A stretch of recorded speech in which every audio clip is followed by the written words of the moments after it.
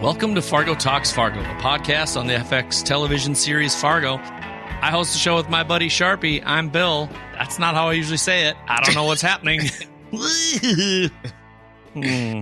It's only been 10 years. No.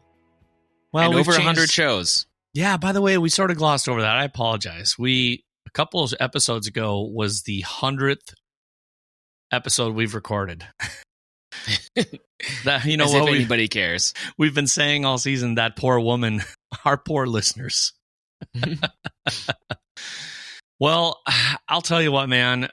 I rewatched this thing and I don't know if it solved any more or fixed anything, or it just created more questions. What about you? Nothing gets solved in Fargo. It's just always unraveling chaos. I caught different things and I got caught up in a few things that I mentioned I was going to look at, but then in full ADHD, it like sent me down a different rabbit hole, and all of a sudden you were like, "Hey, what time are we recording?" And I was like, "Soon." I'm sorry. I'm on some random freaking Wikipedia page for Crimean Yeah. composers, from Armenian and Soviet composers. Did you get down any kind of crazy rabbit holes like that today? Sure did. Oh, fun. I can't wait to talk about this, because I did ask you, let's talk about this a little, because this episode seems like a doozy, and your response was, nah, let's just talk about it. No, talking about it is the show, Bill. Okay, fine. You'd be making us do our job twice. Yeah. Our job. Okay. So play along with me. I brought it up in the thing. So we did get the nice recap. And what I really, really noticed this time was that until she said Roy's name, there was no other audio or things. The minute she said Roy, we got that tennis back and forth volley sound, back and forth. Yeah. And I remember it was for real. I was right. It was playing on the TV in the background at Irma's house in episode 3. So I don't know the complete connection to it, but I know it's there. And I actually sent you a link. It's called Tennis and Drums, the music that starts around there. And it's actually Jeff Russo, the composer for the show, has put this in there. It's in the soundtrack. It's on iTunes and Spotify, probably, people. So if you want to hear it, go look at it. It didn't make the soundtrack for nothing. He didn't just think, I can't wait to put tennis sounds on there. But what I noticed was, even in this recapping thing, before the title even rolls, tennis starts, Scotty says it, and it's boom. It's basically, for the most part, there's some one shots, but it's a 2-shot. Dot and Indira. They're volleying back and forth with whatever they're doing. I'm so happy to see you. You share Roy. I need to leave Scotty here for a few days. 2, 3 maybe tops. I gotta do something. She's not safe. Then it cuts to Roy and Gator. Dad, come on, you're not paying this guy. Solve it with a bullet, not... We tried killing him. Now we're bailing water out of a sinking boat. We need to take luck out of the equation. And then there's sort of a duel, Roy/Gator and Oli. They're going back and Now, forth. I didn't make your deal, but if I had, I would have been clear.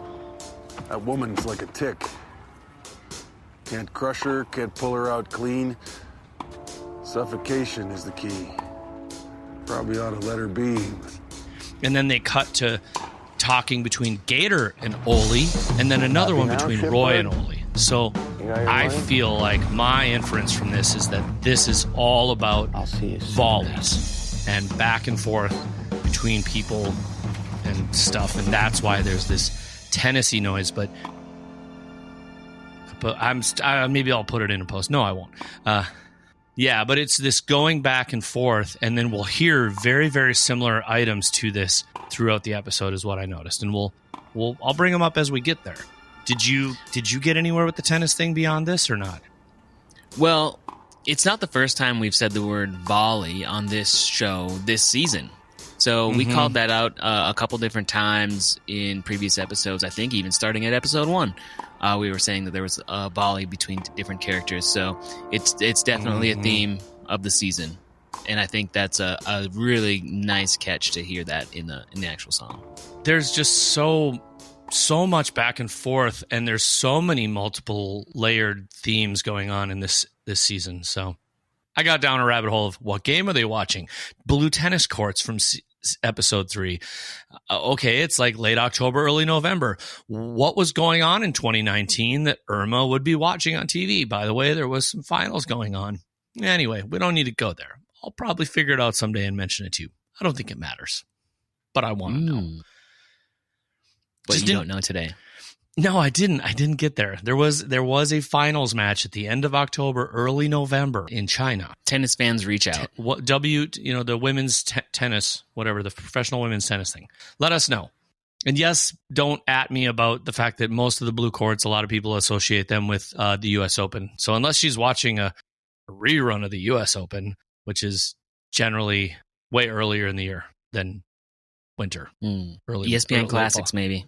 Yeah, I just don't know. Is that really Irma's jam? I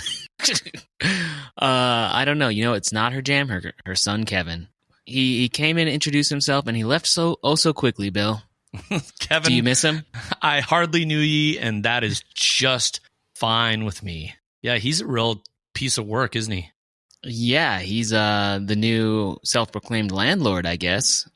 Gets introduced to Oli and demands Oli start paying the rent, basically. Interesting enough that he says he threatens him with you're going to take advantage of a widow. And it's like, dude, that's exactly what you're doing, you asshat. Mm-hmm. It's just exactly. This is just another indicator during this season of somebody saying, you shouldn't, how dare you do this? I'm doing this. They don't say it that way, but it's the do as I say, not as I do. Speaking of Jeff Russo, I loved what he did here when we're being introduced to Oli in this first scene. There's these string sounds that are almost like his beastly breath. Did you catch that? He's just like, it makes him sort of this more of this fantastical character that he might be. We've seen cuts of him or his ancestor from 500 years ago, but maybe that was him. Maybe he is this mystical creature, and maybe he does have these. They really kind of built him up there, and they did so later on too when we see Mama die. But well, can we talk about something real quick before the kitchen scene? Oh yeah, sure. Just as the argument's happening, you're talking about this otherworldly Oli. What I can't wait if we can ever get to it. An episode we're hoping to produce this season. They go up the stairs, and I know what you're going to say. You pan past the bedroom, and there's no Oli, and then they go to the bathroom, I don't know what the significance of this bathroom is, but we keep revisiting that bathroom. Boy, it's a magical bathroom. It's a magical place. And then when you turn back, he's there, and it does have a little bit of a vibe as if he maybe was just sitting down, but not really. He's pretty firmly planted there. It's almost like he appears the minute he feels this injustice is happening to his new landlord, who he is in what I consider a fair trade with. Albeit, he kind of thrust it upon Irma, but okay, we'll go for it. He's the guard dog, otherwise known as the shitbird. Yeah. Who multiple characters refer to Oli as in this show, in this episode. And speaking of birds, like everybody has these sort of like bird representations throughout the season, right? You've got the peacocks in Roy's room. He's also got roosters in his kitchen. We've got all these birds kind of all around, and then we've got Oli being called shitbird by multiple different characters. And then we're in the mama's kitchen, and there's a female pheasant, I believe it is, in her kitchen, a mounted taxidermy pheasant. And I thought that was kind of interesting. And we've talked about pheasants before on this show, mostly in hunting them and eating them. Beautiful creatures.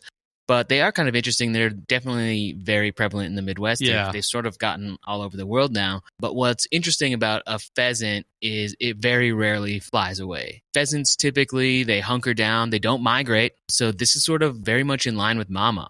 They don't migrate for the winter. They hunker down during winter months. They're actually quite easy prey for a lot of predators. Because they just don't like to fly. Instead, they run around the ground and they kind of just... You're right. Hunker down is right. I mean, you can be standing on top of one of them. They're sort of known as an ankle turner in some ways, like because they'll get up out from under you and they'll scare the living shit out of you as they fly away. That's when you also... Another reason to never, ever, ever have your finger through the trigger of a shotgun while you're hunting. Just saying. Also safety on. Always. Okay.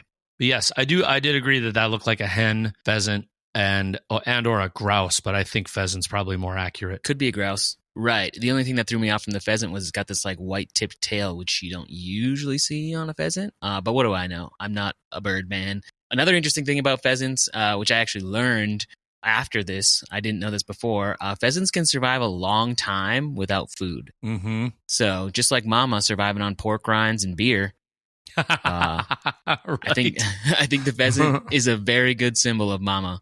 Yeah, this scene is probably one of the few that we really kind of get to see a few other things outside of the magical world. And when I say magical world, I just mean, we're going to just be honest here, that Dots takes a little trip of her own. And I don't care what anyone says. It's Oz. You got to go somewhere else to realize the universe of home that you need, or whatever the truth is that you're trying to kind of find out there. I'm going to come back to this and beat this thing like a... Yeah. Well, let's just close out this scene and then we can get there, Bill. Okay. Yeah, so, I mean, you all saw it. Ole takes the axe to Mama's son, just like Gerd Grimsrud did when he took out Carl. Yeah, you caught that right away. I didn't. The minute you said it, I was like, God, I'm an idiot. Oh, yeah, it was just right on the money. We also see a little bit of Ole's, classic patience. So as he gives the money to Kevin right before his demise. I'm glad you mentioned that. We talked about this a little bit, though. Unlike Gator and Roy, he doesn't snap to a thing. He thinks, he articulates how he is going to mete out his form of justice through all his weird wording and his third person chatting. But you're right. He does show his patience. He's like, I'm going to wait, why? Maybe it's rude to kill the guy in the house in front of Irma. Right. I mean, for all we know, Irma could have said, kill that motherfucker. I hate him. I don't know. A man's got to have some values. Yeah. But just, boy, they let us hate that dude right out of the gate, though. He officially went full Gator +1 really fast. Sometimes Fargo needs to sprinkle in those characters just to, satiate the what do you call it? Appetite? Yeah, I think so. Sure. We're all horrible people. Well, shall we take a trip in the Kia with Dot? Let's do it with My Love is a Hurricane, Blastin' by David Ramirez. You David Ramirez fan? No. No, I shouldn't say that. I am not familiar with the music. Sorry. Yeah, I've listened to him a few times in my life. I know he's got an EP called, I think it's called The Rooster, or maybe it's just Rooster, but I thought that was interesting. Music is always top notch on this show, and I think it's the same way. We highly respect the people behind the scenes on these shows, and I'm sure that's Maggie Phillips and a bunch of people who've been working on this show every season. They do such a great job with the music supervision, and all that. And this particular episode had a lot of music going on. But this little montage of Dot driving in the car just went perfectly, as with a lot of the music in this episode went perfectly with the storytelling. So you see Dodd, different season. That's a different season, wrong season, bud. You see Dot driving her car, kind of getting sleepy, dozing off, but then also having these flashbacks of Scotty. Standing alone in the garage. Mm-hmm. Not that it's good anywhere. Driving around out here in this part of the Midwest, and definitely in the southern states from here, South Dakota and Nebraska, like, it's with no massive amounts of terrain. It can be draining on a longer drive. Oh, yeah. And I have hit the rumble strip many times in my life. I have too, actually. It is very mentally taxing. It's amazing how much work doing next to nothing can be. I've been farther off the road into the ditch than that. I shouldn't laugh, but my friend and I were driving south from Grand Forks, and he and I both were kind of overtired, and one of those, like, you wake up and you're like, wow, we have entered the ditch. But luckily some areas the ditch is just very rolling and slow, and so you just veer yourself back onto the road, and boy, that'll keep you then awake. What, you say, we're never going to speak of this again? Just about. It happened once in the winter too with a friend of mine, and we pulled over at Charlie's. You know Charlie's? Sure. Yeah. The famous Charlie's diner. We were coming back from the Twin Cities way too late at night after a concert. I said, I'm too tired to drive. I can't do it. I keep dozing off. And my buddy Eric's like, oh, I got it, dude. He made it like 10 miles after I did. I wake up to see the guardrail coming at us, and he goes, "Nope, no thanks." And we just pulled off, and we slept in the parking lot of Charlie's until they opened at like 6 a.m. And then we had a caramel roll, and all was well with the world, and we were safe. Okay. Boy, So sorry, I haven't that thought was- of Charlie's in a long time. Yeah, if you get a chance, you should go. You're a caramel guy, huh? Not a caramel guy? I've changed. I changed it because it started to bother me that there's an A in there that no one says. I don't know why, but I'm glad you caught that. How do you say the word Nefla then? It's a silent K. Do you say Knefla? No, well, if I'm trying to make a dad joke, yes, just like I say jalapenos on my nachos. Okay, we got to talk about Dot here. Yes. I feel very much on the second watch that she is driving very clearly towards North Dakota, not Minnesota. Yep. I also think you had an incredible portion last week when you caught that it was called Brace. The truck stop was called Brace, which I just thought everything about it is bracing. You're just like the air out there at that kind of season is bracing.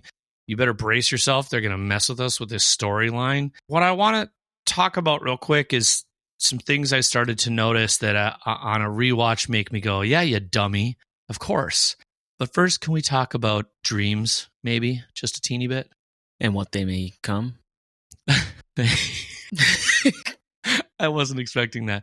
No, but like the thing, I don't dream a lot because I'm a terrible sleeper, and so I don't tend to hit that area of sleep. But aren't dreams so interesting the way that they take all sorts of things that are real in your life or portions of things that are real? Like, have you ever had a dream where you're like in your house and it's totally your house, but then you go into a different room and it's connected to a different house and it's just sort of normal? It's almost like weirdly Inception-y. Totally. You can be in your house and know it's your house, but it's really nothing like your actual house. Or it's only one room of your house and the rest is... Or I've had dreams where I'm in my parents' family room, but we're looking out over something that is not their backyard. And your brain just does just incredible things to you when it's doing this shuffles of sleep and sleeplessness.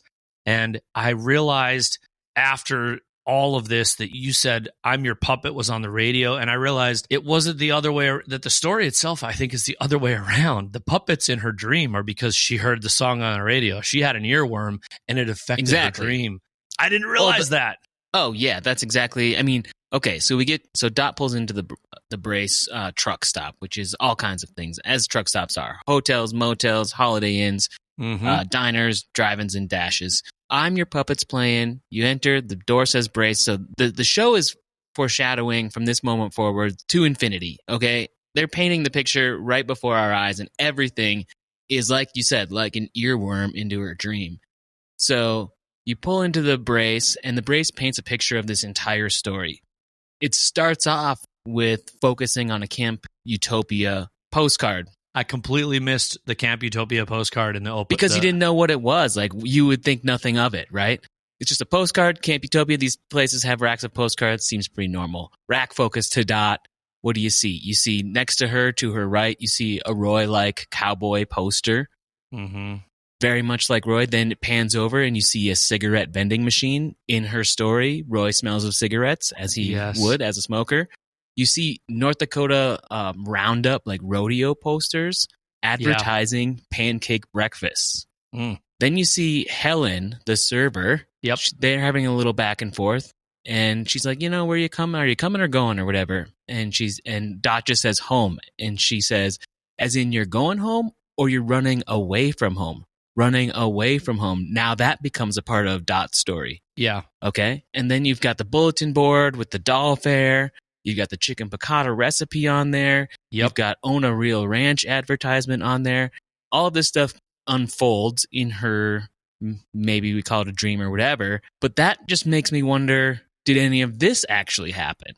Or is it just all being influenced by the world around her, and she's just experiencing herself this for the first time as we are? Like, is Linda Gator's mom, or is this a made up character? Is any of this real? I don't know.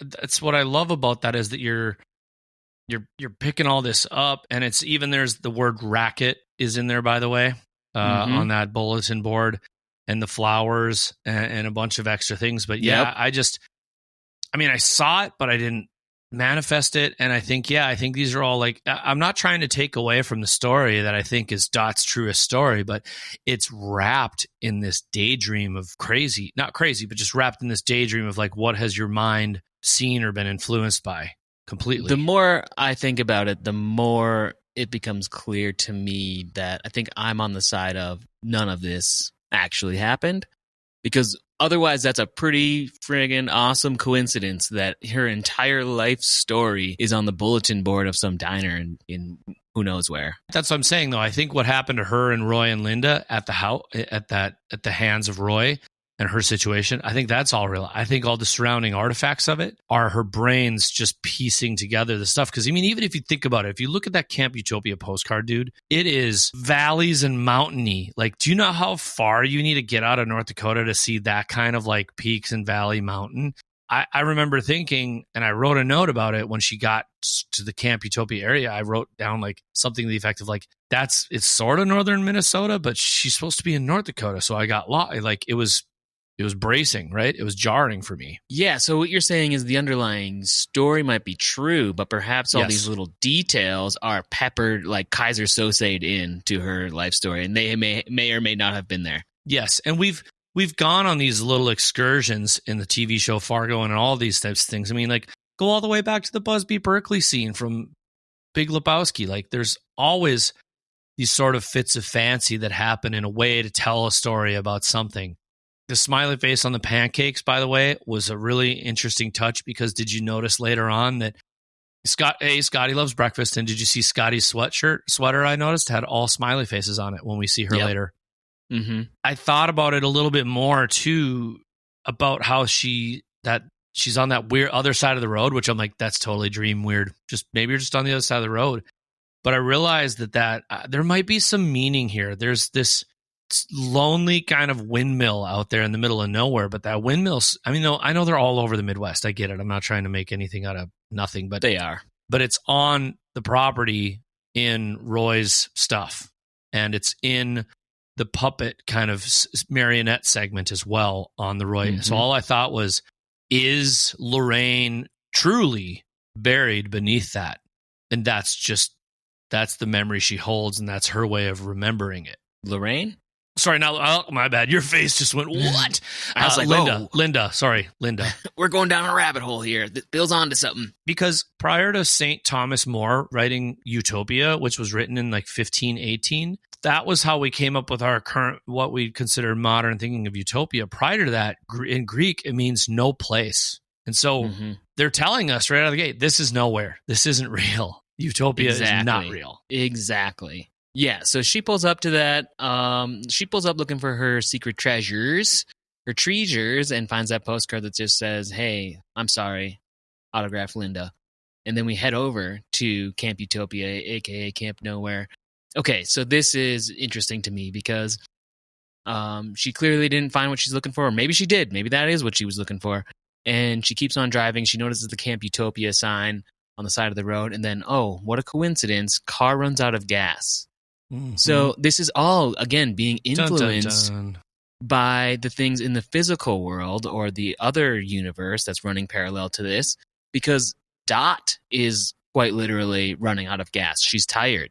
So she's personally tired. She's fallen asleep at the wheel. Yeah. And guess what? In her dream, the car runs out of gas and has to stop because she's just physically exhausted. Happens to run out of gas right in front of Camp Utopia. And what I also loved about this is she's like, oh, this is where I was going anyway. I'm heading in. Let's go find Linda. There's no road into Camp Utopia. You know, it's completely snow. She's just trudging through the snow in the forest to get there. And it goes day to night pretty quick, which sort of happens around here. But did you, time out here for Fun Time Show Trivia, did you notice the complete movie, as my wife or I would call movie screw-ups here in the scene? I'll give it to me. This show is filmed in Canada. Her American Kia goes from 0 to 240, which is kilometers, but it says MPH. And I just thought, wow, that's a really speedy Kia, until I realized that's just the kilometers, but it says miles per hour in there. So it's if you feel like finding it, it's at 10 minutes, 6 seconds. Also, the car is still moving when they cut to that, and it's in park. It's in park on the screen. Also, it's got dealer plates, and it has 152,812 miles on it. I don't know a dealer who has ever driven a car off their own lot that far. So she's traveled a long way. Maybe that's what they're trying to get after. Have you ever owned a Kia, Bill? No, I have not. That's just how they are. Oh, they go. The dial says something different from the digital display. They start off at like 150,000 because they've been thoroughly tested. It's funny. I know it's because they filmed this in Vancouver, up north somewhere. Bill drives a Volkswagen. I do. Not that there's anything wrong with that, but nope. I know everybody's wondering after you said that. Mm-hmm. Mm-hmm. 1973 Volkswagen Beetle. The Beetle I have is a 1974. But my God, I was close. You're so close. I was just guessing. I don't even know cars. That does not go 120 miles an hour. Okay, so also I want to touch back on when she starts on this journey, the music that plays from her going to the windmill to the side of the road all the way to the portion where the puppet show ends and she faints and the people are clapping. The clapping is actually part of the recording of the Crimean sketches 3 or 4 by Alexander Spendiarian, who's an Armenian and Soviet composer. And I just thought, it's Crimean sketches. We've touched on some Russian Pravda and Apravda stuff on previous seasons. Maybe it's just a cool song. The only person that can answer that for us is Jeff, but I just thought it was fun. Very fun. And that crowd cheering is because it's a live recording at the end. So that's the women at Utopia are not making that much of a rousing clapping at the end of that. But yeah. Beautiful scene. So when we see her faint, we don't know it yet, but we see Linda in the front row. So she turns around, must recognize Dot right away. Love the puppet show stuff. Love the candle-lit kind of atmosphere we've got going on, and with that music really tops it off. So we see Dot or Nadine or Nadot. I feel like this far into the show now, we just got to call her Dot because she has declaratively told us who she is. She's Dorothy. That's right. Yeah. She's Dorothy now. We see her being woken up by Lindo and being read the Goldilocks little story. Weirdly, too, and it's like muffled and weird, and there's a ringing thing going on. I honestly thought something away. Was wrong with my TV. Oh, yeah. And there's a painting in the background that I swear to God is Kristin Rudrüd from the original movie Fargo, all the way down to the bangs and the hair. Absolutely. If you get a chance to go back to the show, go to this scene with Lindo and Dot and look at this painting behind Lindo. It is, you mentioned it very briefly at the tail end of the hot dish. And the more we looked at it, we're like, oh my God, that is definitely Kristin Rudrüd from the original movie Fargo. Way too uncanny that it did, but it's just, boy, 13 minutes, 15 seconds in if you've paid for the show. Kristin played the woman that got kidnapped in the original movie. And she's also a Fargo Moorhead resident. And that's correct. Charpie and I have run into her on multiple occasions. We ran into her downtown quite a few years ago and took a fun picture of it and posted it to our social media. Anyway, tell me more about Goldilocks. That's all I had. Sorry, I was just trying to give you a segue back. I appreciate it. Can I skip us ahead to help point out something that I think has been going on here in this episode? Because I feel like I'm going to do a disservice to the discussion if I don't. There's a story that Wayne tells Scotty later. And it's about that she's the sun and she's rainbows and she's, which somewhere over the rainbow, Wizard of Oz. Some people hated us for this. Sorry. And she talks about rainbows. She talks about climbing a tree. She talks about a smile on your face all the way back to the pancakes. She even talks about wrestling an alligator. Gator? But if you go to this first scene when they start walking through the woods, there is snow falling, the sun is shining, and with when the snow falls, it gives you those artifacts of camera light, and it creates prisms and rainbows in the scene. And then it cuts to a random scene. She climbs a tree. There is a Linda in a tree. Climb a tree. There's a Linda in a tree because I think all of these women are somehow representative of Dorothy in their own way. And they're all, because it's all an imagining of her own transformative process that she's taking. So I don't know. That's just this that's part of this theme I'm thinking of. She's in another world, but they're all the hero and they're all her and she's all them. Just a thought. Yeah, I've heard people, a couple of my friends had mentioned to me that and it's just because it's timely, I think, but with the Barbie movie coming out, but they thought this was very much like a scene from Barbie, because everybody's named Barbie, and everybody's like, hey, Linda, hey, Linda, hey, Linda.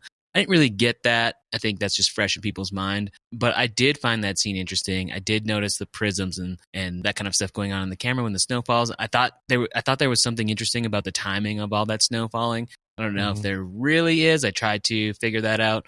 But I really liked Dot's wardrobe here, actually. It just felt it's different from what she's typically wearing with her like big oversized Carhartt jacket. It felt very kind of Star Wars to me. It felt a little bit like from that universe with the green jacket and the belt. I really liked that. And the person who's giving her the tour, Lindo, we learned that they each get a new letter at some point. They get to like earn letters and change their name from Linda, what they start at their like rebirth name, and then it gradually changes over. So now she's Lindo. And then, of course, there were Star Wars references earlier, so I was like, oh, is her next one going to be an A for Lando? Yeah. Totally different type of character. But I thought about that. But I noticed the thing you were talking about, though, is that did you notice that they all are wearing shades of green? Yes. So this was, and especially when we meet the original Linda, Saint Linda, there's also guns like everywhere throughout this cabin or compound or fortress or whatever you want to call it. Did I miss the guns? There are racks and racks and racks of guns, and they're all kind of dressed in green, and especially Saint Linda, she looks like this sort of like South American guerrilla warrior leader. She's got the little handkerchief. She's got the green jumpsuit. And then that kind of made me think of them all like that. Like there's sort of this militia of women. Oh my God, they are everywhere. There's so many guns. There's so many guns in this place. Just everywhere you turn. But interestingly enough, they're not like assault weapons. They're all like hunter, like gathering, like true hunter weapons. Yeah, which they might have to use. I mean, they're eating chicken piccata, and this ain't no fun. That's how they're taking out the chickens out there? And there's no roads in or out of this place, so they're not going to the grocery store, so they're hunting wild chicken, I think, Bill. Maybe that's why they look like a bunch. Oh, okay. It's a war on birds. I like it. It doesn't mean anything, but there is this really great, good art in the background catches my eye. And there is a Borox, the Queen's Royal Starch Glaze. Yeah, you caught it too. I love that we catch the same things. It's just a beautiful piece of old art and advertising. I just liked it. It was cool. I don't think it means anything. I just liked it. It was really cool. And I liked it too. I wanted to see where I could get it. I found it on eBay. Did you notice too that when we meet Saint Linda, though, that it's Rudolph, but it's still a stag on the back of her sweater? It's like kind of like stag meets Rudolph meets Jeff Lebowski sweater. Totally. Good mashup. Yeah, it's perfect. And Saint Linda refers to Dot quite a few times as dear. Mm-hmm. She does. Which is just, an endearing thing to say, but I thought it was kind of also pretty blatant. Mm-hmm. Also, in this dining hall, speaking of them being, somewhat like this guerrilla militia, tons of trees, lots of greenery. It's like they're in the jungle. Yeah. This is a tiger militia. There was another tiger up at a tiger made of all of the, like a collage of all the women in the house. Yeah, I saw that. It was like 2018 behind it or something like that. 2014, I think. This is also, though, where we're introduced to the idea of there are sort of another, straight up Danish graves here. There's two versions of the truth. We have to find the truth. And then I thought the part that I thought was interesting was that Linda says the Lindas will watch and decide. Yeah. And I thought, I get it. It's a puppet, but shouldn't they be listening? Okay. And that's how we find the true truth. The true truth. Goodness. It's complicated. Yeah, so there'll be a trial. A trial by fire or dolls. Trial by marionette. Yes. Anyway, we'll let's wash ourselves out of the dreamscape that Dot is living in. And let's visit the Lion Motors where Scotty and Wayne are talking about egg-laying mammals and capitalism. Mm-hmm. The spiny anteater and the platypus, which is a great reference to sort of the ambiguity of Scotty's gender and just like how, the world is more complicated than it may seem. Not everything's black and white. So that's also a great reference there. We see this awesome scene. Well, awesome on multiple levels because we really start to fall in love, I think, with Wayne here, even before he gets to his some of his stuff later. But this whole thing that happened with him really turned him. I mean, he was always a loving character, but it's sort of like he's just now this man of the world, and we all just need to love each other and, peace on earth and all this good stuff. And he's really having a great interaction with Scotty and the donuts and the bear claws and this salesman that works for him, trying to sell this Rio, great car. Mm-hmm.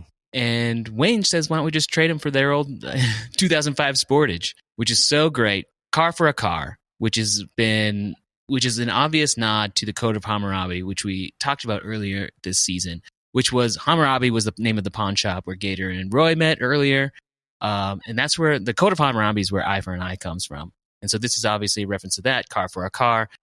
The salesman not getting it whatsoever. This is also, I think, another nod to the original movie Fargo, where I think it was Jerry Lundegaard's trying to, I can't remember exactly. What is he trying to do? Like get a deal? Yeah, he tries to that's screw just him obviously over. not going to happen. Yeah. He is, though. I mean, I think you're right in the eye for an eye a little bit, just in this world too. But he's also, it's the whole each has received a gift, use it to serve another. And he says that's from the Bible. That is from the Bible. It's 1 Peter verse 4-10, and that's what it is. And it's about the religious. And I'm not going to interpret the Bible for everybody here, but the overarching theme is that you have to, if you have of things, you should share of them and give and serve one another. And that in and of itself is the moral and righteous thing to do, is to not do it. And that's what I just love. I love the guy though. He's like, that's not how capitalism works. And honestly, in a lot of ways, I don't think capitalism is very Christian. So whatever. But that whole first section of Peter, it talks exactly about that. And it talks about how we shouldn't invest so much in a world that is passing away. Mm-hmm. Which I think is a great analogy for this show. Like, things don't get too attached to anything, because everything's passing away, everything's blowing by, everything's crumbling, nothing lasts forever. Yeah. And we, that's all I got. I mean, I think that's what serves us here, is that we just see that there's a connection between Scotty and Wayne, and whether it's through his electroshock therapy or whatever, we're seeing moments about things with Wayne, or we're seeing that he's just more preoccupied with what's going on, and I think he's just kind of out there missing his other person, and he's there trying to just be there for Scotty and wants to have fun and have donuts instead, but he's reminded. So in a weird way, they've reversed now, and Scotty is a little bit of his caretaker, I think, in these scenes where she has to say, well, is mom back? No, mom's not back. Oh, well, maybe we should probably have a vegetable or something, because she's probably not getting the same level of breakfast that Scotty would be getting if Mama Dot was around. She's definitely surviving on cereal and donuts. Yeah, right. And we've said before that Scotty's gonna turn out to be, a pretty dangerous character by the end of this show, and she's starting to. Yeah, I mean, I think you're right though. She's becoming the caretaker. She's growing up real fast. Mm-hmm. I don't know if I would say she's dangerous. I just think she may have to encounter something that's unfortunate. I think dangerous to the dark side. Okay, I hear you. You're coming a formidable foe. Coming back to your Star Wars, young Padawan. We're awash in blue light in Gator's room, and then we get to see good old Gator undertaking his giant plan that he should have never done in the first place. And this is where we hear Fargo Metal by Jeff Russo. Yep. Another classic Fargo track. There's a book, and did they make it into a documentary? Fargo Rock City? I don't know if they did yet, by Chuck Klosterman. Yeah. I think it got optioned. I don't know if they've made it. There was a period in time where Fargo had a pretty good rock scene, and they still do probably. Yeah. Great. It's a great city for live music because there's always people passing through. Yes. And playing an awesome show in a small venue on a Tuesday night. What a great and dumb line when Gator slaps the stock of the gun thing. He's like, munch on this. It's like an old 80s just action movie character. Yeah. He's got the Dodge Challenger poster. He's got pictures of Navy SEALs next to half-naked women We do see that his tattoo does in fact say LOL with the barbed wire O, as you had predicted. He's also got a 3 tattoo on his left forearm, Roman numeral 3, which I'm guessing is a 3%ers reference. Probably. 3%ers, which is a far-right militia in the United States, which references the fact that, they say that it only took 3% of citizens to fend off the evil tyranny of the king and win the American Revolution. Oh, stupid What Gator. a piece of garbage. I didn't realize until the second watch the dangerous thing, because I wrote, my notes say, Irma dragging her cart with beers, pork rinds, and oranges. And also 1 empty beer can. So she has already ripped through one on the way home from the store. Irma had a roadie. She had her total road rocket. Yeah.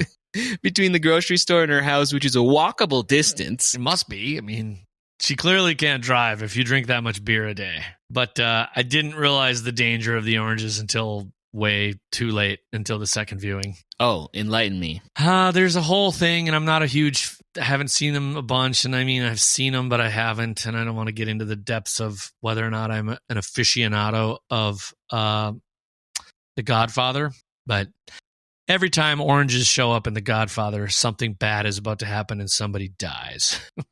Is that a real thing? Yes. There's a big and I don't know if it was intentional or if it just happened, but feel free to go ahead and look up oranges Godfather, and you'll even the way Irma's laid on in the street, and there's a scene in one of the Godfathers that escape where there's an orange seller on the side of the stand, and there's a gun down and somebody with a car, and then eventually the cart kind of spills and the oranges roll into the roadway, and I'm having a hard time believing that this isn't a homage or payback to this. Like, hey, we've been warning you about things happening here, and something bad's about to happen to somebody. I don't feel bad at all right now about Kevin getting shot again after he was already axed. But I am bummed to see what happened to Irma, because and I really don't think it was intentional by Gator. I think he was just another fuck up, caught up in a thing very similar to, I don't think Dorothy necessarily intentionally tried to like rip that guy in the bathroom, but between the ice, the smacking him in the face, and the bouncing his head. So it's the sort of second person, right? Because we've been seeing a little bit of a mirroring of now, especially through this episode, we haven't got here yet, but of Dot and Gator's relationship and what's going on. But yeah. And this is really great, like textbook storytelling here when we cut to this scene. Because we do see the pork rinds and the beers, and so we know that Mama Irma is getting, on her walk back from the liquor store, the grocery store, or whatever. Maybe Speaking it's of Mama Irma's beer, I'm going to have a Hams. Okay, just saying. Beauty. Yeah, so we know that Mama Irma's out for a walk to get her sustenance, and that leaves, in our mind, only Oli to be left in the house, right? So we're not even thinking about Kevin, the mama's boy, anymore. No. So this is just like really textbook storytelling, very well done, loved it, and we assume he's taking a shot at Oli, but Munch tricks us again. Great trap. The camera shot of the boots on the ground with the rockers moving, and you're thinking, oh my God. And then the splatter, which, by the way, I don't know what room it is. It must be it must be a different room, because I feel like the bed is moved. Maybe I'm wrong. Never mind. I'm stupid. Are we coming back to Home Alone here? Is this another Home Alone move? Are we coming back to the Wet Bandits? A little bit, maybe. We must be. It's. I was more concerned that he seemingly was still pulling on the cord after the bullet happened. I was like, dead men don't rock, Oli. It's just subtle. He's like just subtly stopping it, so it's not too obvious. That's good. I love the splatter on the wall, though. Very Tarantino-ish, and very much like our website. Yeah. We predicted that 10 years ago. Why do you think Oli would leave the money in the car? I think he's about the fair exchange of things, but I don't think he actually cares about money. Oh, I think he was just setting a trap knowing Gator would come for it. Oh, you do? I think it's all part of the whole story here. It's all part of the entire scheme. Okay. Here's the little bait. Here's Mama's boy up in the attic. It's all part of the plan. You think he was going to happen upon him? Yeah. He's just, but Oli's pissed. He's pissed. He's not happy. Because I think Oli finds the tracker of some sort, but leaves it there. Says, okay, he's looking for my car. He's looking for me. He's trying to see where I am. Okay, I'm going to put the money here.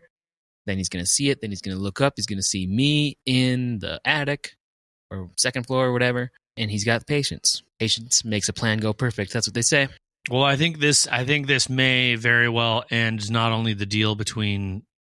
There was no true deal between Gator and Oli because Gator made that clear when they were leaving the scene that he feels differently than his father Roy. But I think this will probably kill the deal altogether because Oli is going to view this as a terrible injustice. Absolutely. Yeah. We saw that all over his face. He is now pissed. Even though he didn't really know Mama, he was her guard dog. That was the deal. Yep. Quid pro quo. Exactly. Well, and then we immediately cut to our lovely boy Wayne staring off into the distance, back to this consistent, what I'm just going to keep calling the shining symmetry. He is flanked perfectly by two doors. They cut to a reverse shot. He's looking to the sky, and with the exception of the moon, he is flanked perfectly by two trees. Then it goes to a wide shot, and there's two doors with two lamps that are perfectly, just so much. And I know that there's symmetry and all those sorts of things, but if you get into it, you go upstairs into the bedroom, everything is symmetrical, and this is where we get into this sort of who's taking care of who moment with Wayne and Scotty. But I think in this instance, I think this is where it leads Wayne to come back around as a father and say, no, I'm here for you. Let me tell you about how amazing your mother is. And I know you miss her, and I miss her too. So this is where we get this bedtime story about once upon a time there was a, Dot, the son's favorite. He's very clear it's about daytime and rainbows, and we've kind of talked about this, so I won't belabor this point, but rainbows, climbing a tree, the smile on the face, wrestling an alligator, Gator, and that the darkness hates light and ugliness comes out at night and fighting the dark side, right, Charpie? Mm-hmm. This was another great. I saw this as another volley, if you will, between Wayne's neurological injuries and his old, good fatherly tendencies. So he forgot the book to go tell story time, but he made up for it. And he's like, oh, no, I've got it right here. Yes, and let's read this little story. Let me pull up my glasses. Hold the book for me, please. So it's a battle inside of him. I was just saying, it's something that's very near and dear to both of their hearts when they're missing somebody. I thought maybe you would have some more insight on it because I know you liked it because this is where you get the phrase, until you go someplace you can't come home. Mm-hmm. But I thought what was interesting, there was a phrase about leave the flowers and birds at home. Mm-hmm. Yeah, the image that I immediately got in my mind when he said that was scenes from Bambi, but I don't think that has anything to do with it. Yeah. Have you ever drank a utopian sunrise? I seriously... the more we do this show, I feel like maybe we're just overly fueling each other, that we catch these little utopian sunrise, and I just think, well, it's nowhere. But yeah, I've never had one. Is that a cocktail? That's right.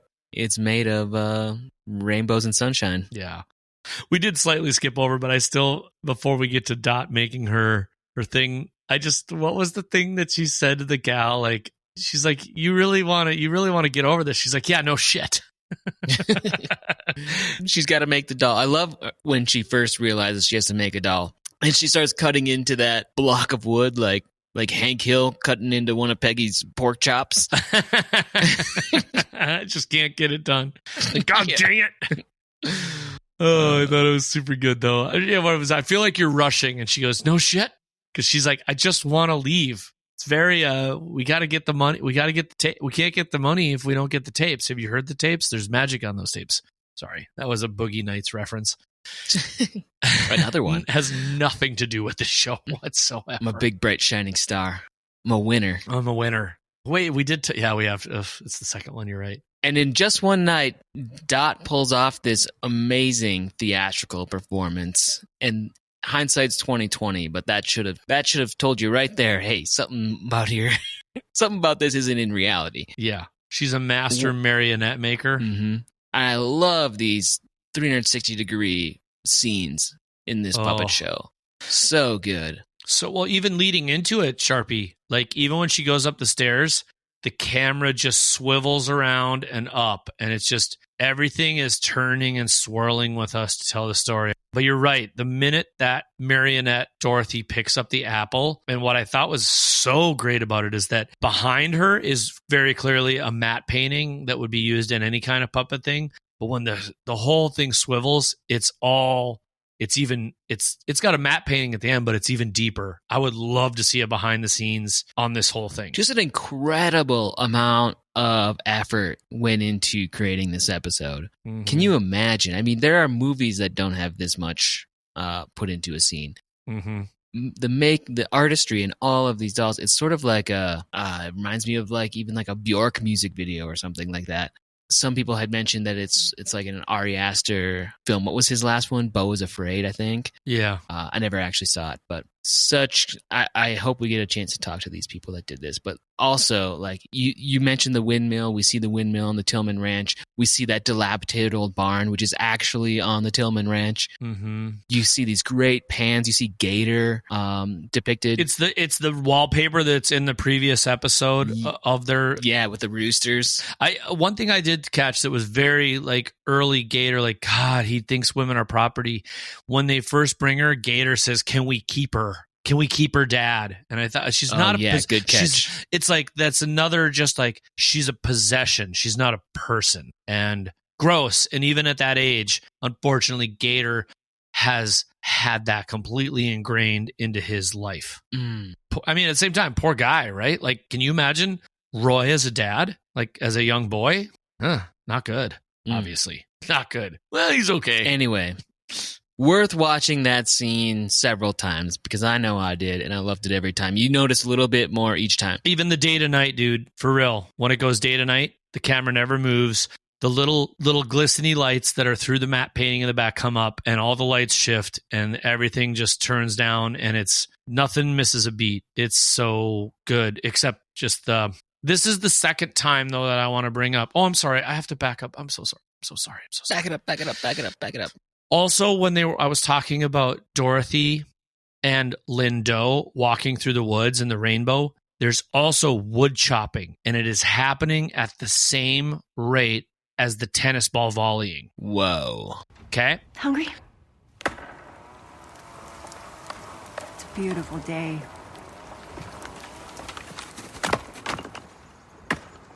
Welcome, Linda.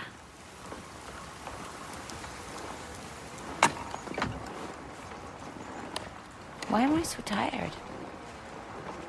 It's kind of a death, what they do to us. Our men. The way they make us feel about ourselves. No, I love my husband. It's been 10 years of bliss. Honestly, I'm not here about him. This is a long ago story. Come back to over and over. And then we sort of see the whole getting whacked marionette puppet when she first shows up. But if you cut to this scene that we're talking about at about 38 minutes, and you see Puppet Roy hitting Puppet Linda, he's hitting her, and the whack. Things were bad for Linda then. Whack. Bitch. Stupid bitch.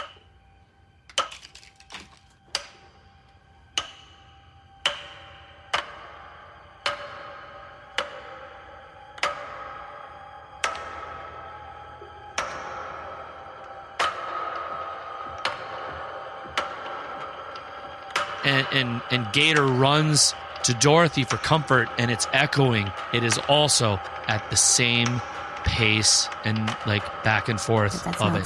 So it's the tennis earlier, the wood chopping in the middle, and unfortunately the depiction of this happening to Linda at the hands of Roy in this marionette world. But if there's anything's happening to you, like all the things say, please seek out help.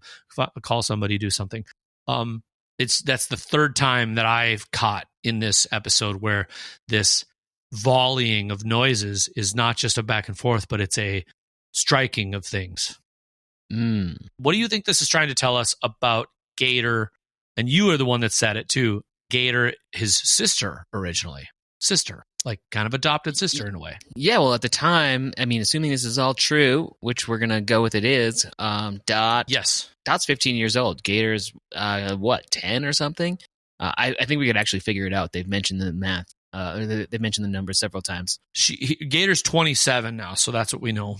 So she is like a sister, but then also becomes sort of this guardian, and then becomes a real guardian, his stepmom. Yeah. Dorothy is the second wife after Linda, who's Saint Linda, before the Karen. But we don't know if they're actual legally married, right? Because we don't know if they ever really got divorced. And marrying someone while you're still married to someone is technically illegal in the United States.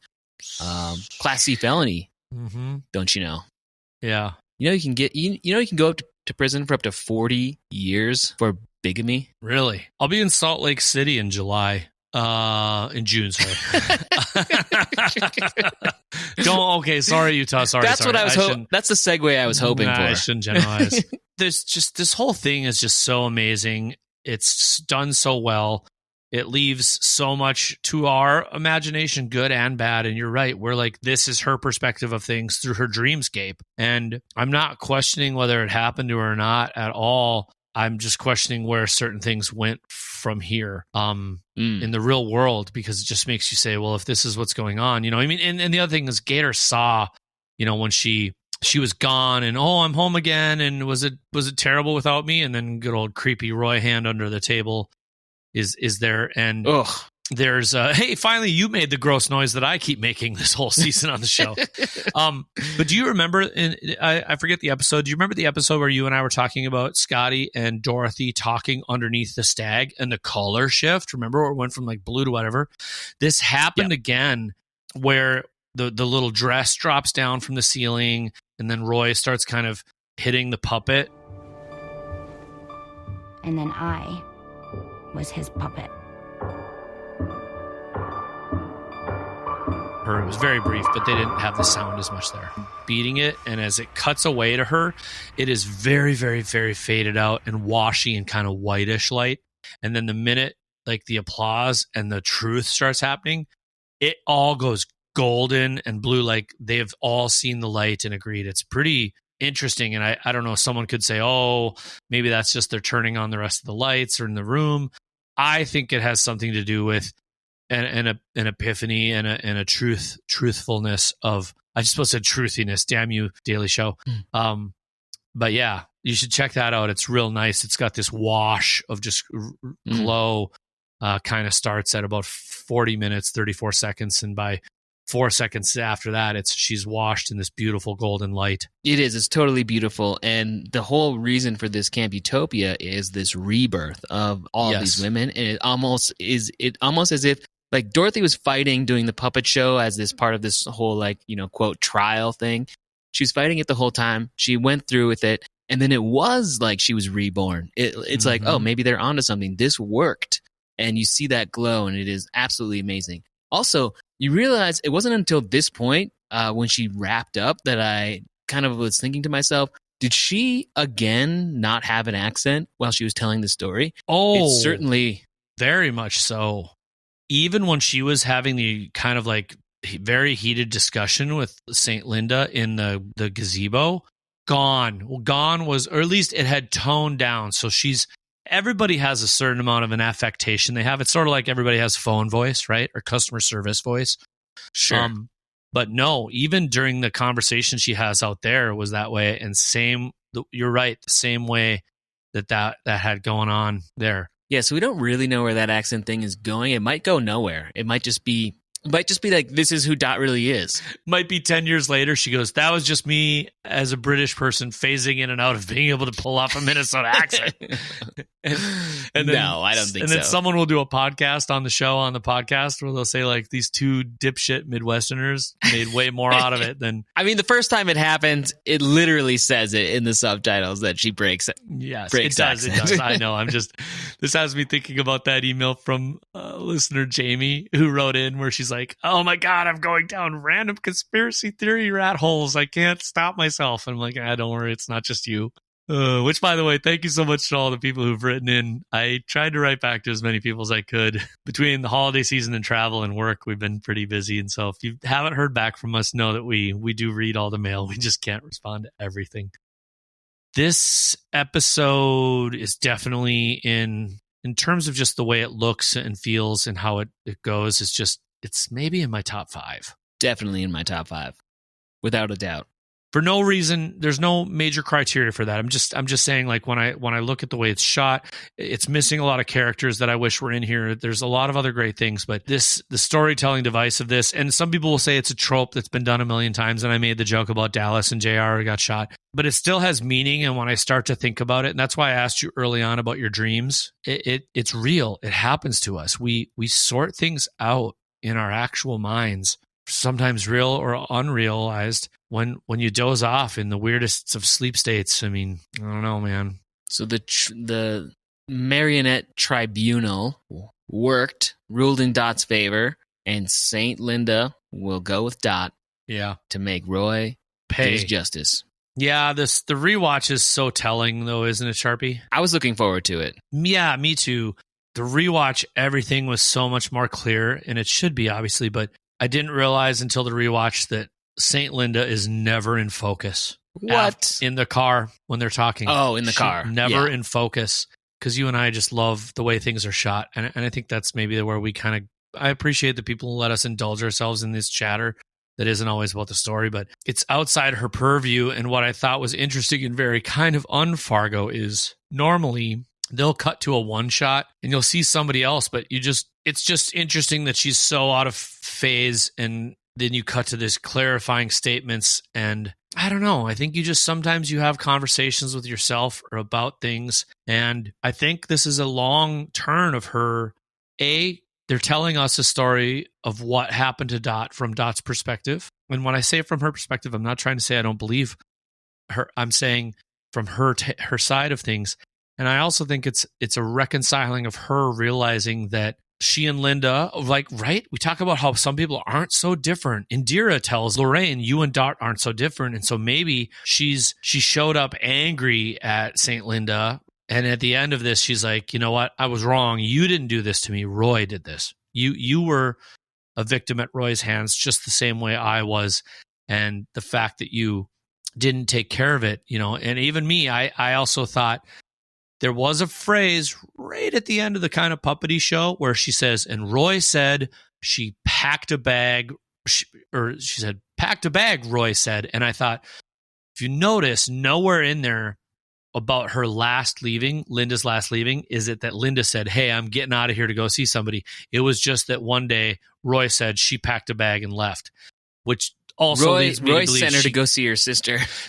But that made me realize that Roy, I really do think, killed her or did something to her because he wanted to trade her in for something newer and shinier and to make another whatever he was trying to do, thinking about how gross Roy is.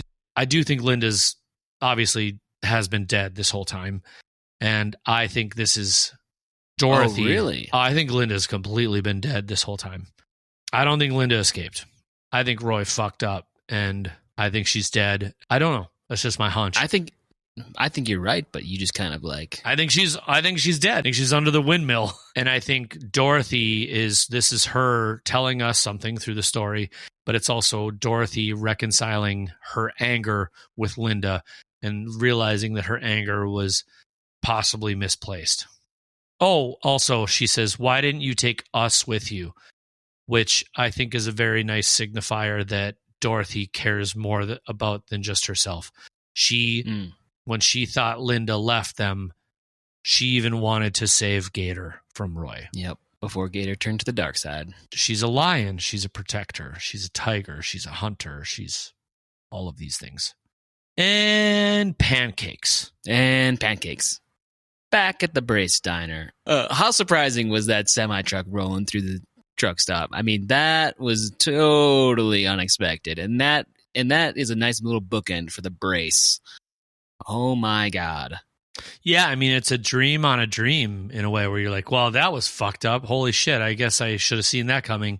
And then just Although they did give us a giant honking horn semi right when she first sat down there. So, we should have known. Maybe we're still in a dream. Maybe you're right. Maybe it was Inception. Or maybe not. I will say it looked good. The whole thing looked good, though. It looked awesome. Definitely. This show broke the bank, I think, for the season. I mean, they put all their... It feels like they put all their money into this episode. I mean, this show had to have been in the making for the entirety of the season. Yeah. All right, talk to me about we're back at a hospital, and we'll wrap this. Let's put a bow on this bad boy. Let's do it. Yeah. So Dorothy still thinks that. I mean, she still doesn't even realize it was a dream, right? Or maybe just the fact that she just got hit by a vehicle kind of threw her off her rocker a little bit. But she thinks that. She's in this hospital now, and she's very concerned about St. Linda, not even realizing that wasn't a thing and didn't happen. And then she's talking about, like, well, is my husband here? Or the nurse says, your husband's here. He's waiting for you. Another thing she mentioned was it took a long time to figure out who you were, which I thought was really interesting because, she goes by Dot. She's got this other name, Nadine. Mm-hmm. Maybe at some point she was in her weird world, Alinda. That kind of like sets a foundation. Like, yeah, we're in the real world. People don't know who she is. They're having trouble with her identity. She's like, oh, your husband's here. They've been waiting for you. Oh, Wayne's here. And he's like, the nurse is like, yeah, sure. And then it's not Wayne. And I apologize to this actor, but when the nurse goes, yeah, and he's a real looker too. Yeah. Easy on the eyes. Easy on the eyes. I think that's the right phrase. And then it's like, oh shit, that's John Hamm. That shot, though. He's got quite the hard nipples. Just always hard. John, wait, where are you picking up John Hamm nipples? Oh, you want to know? Bill got excited there. Are you just? I'm just trying to decide if it really happened or if you're just projecting. Is there something you were? Yeah, your husband's here. Real easy on the eyes. Always a little cold, that one. God, perv. That doorway framing is intense. Backlit, the silhouette of Roy, just everything about him, just the stockiness, the hardiness of he's a bull, right? In a china shop. Yeah, it's lit a lot like the puppet show was. Real dark. He's coming into the bedroom to help you with your homework. His face is just, he starts a little ominous, and then by the time he passes approximately like the closet clock, he's got a half-assed grin about it, like, you're mine. He's been thinking about saying, I got you for a while. Oh, yeah. She's just frozen. Totally frozen. Poor gal. We don't know how injured she is, but I mean, it could be because of that. I doubt it because we'll probably see her escape. But how creepy is that? I got you. Very excited for the next episode. Let's finish up on the last thing that you need to talk about. I already covered my Kristin Rudrüd painting. Oh, so this is my painting. The floor is yours. Okay, well, my favorite thing, other than the obvious things we just talked about, the lighting, the ominous smirk on Roy's face, the painting in the background of the nice prairie with the buffalo and the UFO. Clearly with the tractor beam going on. Yeah, awesome nod to previous seasons. One of my favorite seasons as well. But I love UFOs. I love all of this stuff that's going on recently with the congressional hearings. And I love the fact that they have a UFO beaming down on the prairie with this buffalo in the foreground. Very odd painting. I don't know if any of the props people are listening to this, but if I can get a hold of that painting, I would certainly pay good money for it. Yeah. Those are my favorite things. Bison and UFOs on the prairie. Come on. That's like all my favorite things. I just can't believe I missed it. And John Hamm did talk about, he made a UFO joke in the teaser for the season. So with as much foreshadowing as there was in this episode, I mean, the entire episode was foreshadowing basically the next 5 minutes. I wonder if we won't see another UFO this season. I don't know. I mean, I doubt it, but it's a good one. We didn't see any Deputy Olmsted. We still haven't seen Whit Farr in a long time. Too long. But that's okay. I love these types of episodes that really get really introspective on just a couple characters. Right, but every season seemingly has a couple of these like little like offshoots, you know, man, I even just think back. I know everybody talked a lot of shit about season 4, and I'm not calling it my favorite, but I mean, the whole Wizard of Oz, the tornado going to color, the gas station, there's so many things. The cartoon episode, right? Like the I Can Help. Yep. You know, like all of this, like, I don't know. This just, if this isn't the show for you, it's not the show for you, but you wouldn't be listening to our podcast if you didn't want this weirdness. I love it all. I'm more weirded out by how many sort of main characters haven't died. I'm okay with it. I mean, God, we barely got to know Scoot. I don't even remember his character's name. I mean, Scoot McNairy had an air conditioner dropped on him within like the first 2 episodes of the one season. And I love Scoot McNairy, man. That guy's great in lots of shows. He is great. Yeah, we should rewatch the show sometime. I'm so scared, and I definitely don't go back and listen to my old podcast. Gross. I don't even listen to this podcast. You don't. I know that's true. I do put them on every once in a while in the car just to check if it sounds like trash or not, or sometimes it does. But okay, well, here's looking forward to what comes next. Here's looking to finding out if Indira takes the job offer, of finding out. I really hope we can reunite. I hope they don't make us keep waiting to reunite Wayne and Dorothy. I think they need each other. I think they really do. The deadline is up for Indira, by the way. So yeah, well, we don't know how much time has passed in Dorothy's world. Maybe this was all happening simultaneously to that same day, right? Okay. You know what I'm saying? Fair like enough. it's like we could be living the same day as just different portions of people's lives. But that said, I'd love to see Whit Farr. I'm starting to realize that of the main characters we're looking at, I have a hunch Gator's going to be one of the first to go. Maybe he'll be spared. Maybe he will. I don't know. Who goes in the hole? I think he'll be spared. Who goes in the hole that Ole's digging? Do you think it's because they're not going to kill if they get rid of Roy in episode 8 or 9? What's left? Who's the nemesis? You got to hang on to it a little bit. Yeah, I think they'll just torture him. They'll hang him by his nipple rings, like that ancient Native American tradition. Yeah. Well, let's see what happens. Well, okay. Send us your emails if you want to tell us we're off our rockers. What did we miss? What did we forget about? Podcast at fargotalksfargo.com. Charpie, until next week. Chicken piccata. Chicken piccata. See you Tuesday. Bye now.